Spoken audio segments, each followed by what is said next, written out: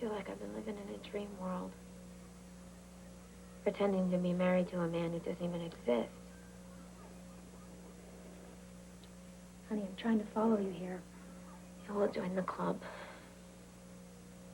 I just hope that I could figure it out better here than I can at the gatehouse.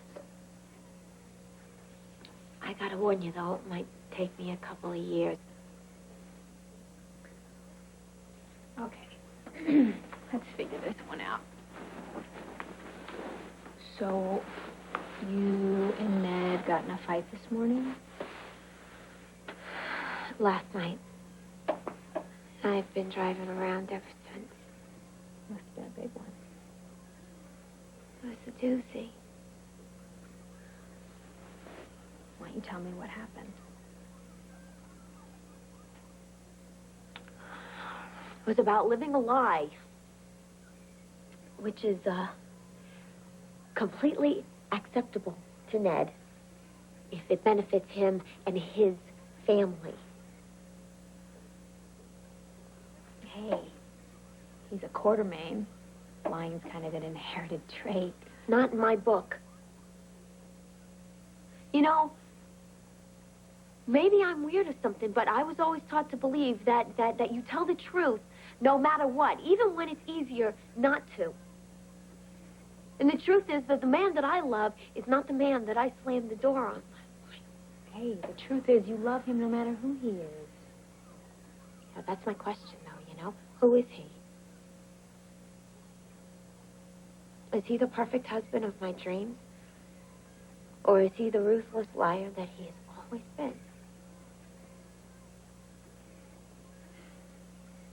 He's somewhere in the middle. What'd he do?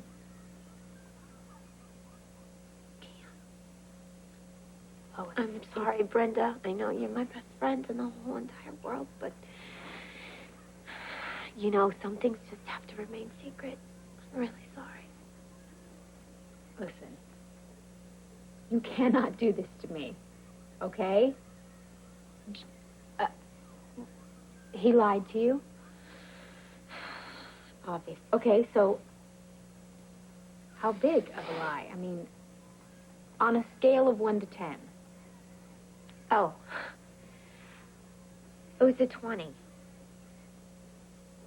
That's about as big as when he was married to me and Catherine at the same time. Wow.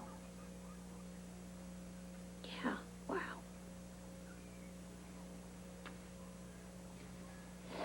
I don't believe that could be true.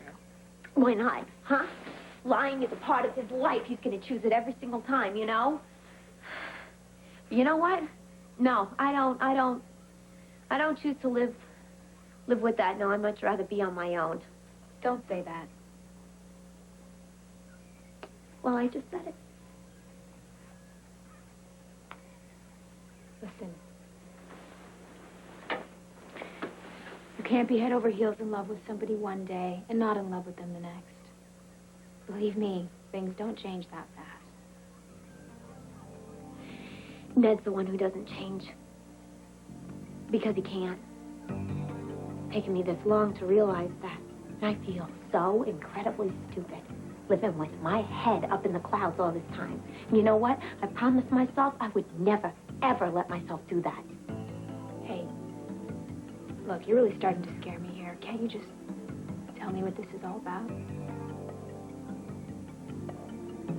Quartermains? Yes, Brenda. Look, can this please be the last question, okay? You're really making me nervous. Just one of them, or would all of them have been affected by this lie? Somebody's life would have been destroyed. That's why I had to put a stop to it. So you went to them and you told them about this? I'm not saying it's the smartest thing I ever did, okay? And I'm not saying that I would even do it again if I could consider the consequences. But at the time, I knew that it was the right thing. I just wish that I didn't hurt so many people who didn't deserve it. Hey. If it makes you feel any better, guess what? All lies come out eventually. This one would have too. You know what? Not from Ned. He can lie to his family without blinking an eye. He's been doing that with me. Maybe he was afraid to tell you. He said it was none of my business. And it was a family matter. And here I was believing that I was part of his family. Stupid me. Oh, hey, come on now. You are. He loves you. And I bet you if you went over there right now, you two could work this out. No. I can't. Why not? Because I'm not sure that's what I want. You don't mean that. Do you remember how you felt when Sonny wouldn't tell you the most private parts of his life? Yeah, I do. Look, don't use me as a role model, okay? I had no choice, and look where I've ended up. I still love him, and I'm alone in a room above Kelly's. Well, not for long. I'm going to go downstairs, and I'm going to ask Ruby if she would just send up a roll-away bed for me, if that's okay with you. Hey, listen, are you kidding me? I love you, and you're welcome here anytime you want. Don't you ever forget that you have a home, and you have a husband that loves you, and you love him too, even if you're too angry to admit it. I love the parts that were lovable, and I closed my eyes to the parts that weren't. The problem is, I don't even know if I want to go back to him at all. Okay, now we just need to have you and Lois work this out in the same room together. Who put you in charge? It's a basic rule of reconciliation. You need two willing parties. Brenda, this isn't about whose turn it was to pick up the dry cleaning. This is about facing issues that threaten the very foundation of our marriage. Well, see, I would know about that because I don't know what happened because she wouldn't tell me. She didn't tell you? No. She said that there are certain family secrets that need to stay within the family. See, she is a quartermain. That one's up for major debate. Listen, this is making me a little crazy, so why don't you just tell me what's going on? All right, I'll tell you this much. Okay. Lois knows that the Quartermains protect their own at any cost. That's the one code that we live by. And instead of being sensitive to that, she went completely self-righteous on me and decided to dump a hell of a lot of unnecessary anguish on all of us, and that wasn't her call to make. Well, I think she realizes that she may have acted impetuously. But she's not home, is she? So that tells me she's not willing to admit it. She wishes the whole thing never happened. I just saw her. So do I, believe me. She's really suffering. Really? Well, then why is it that I'm staring at you and not at Lois?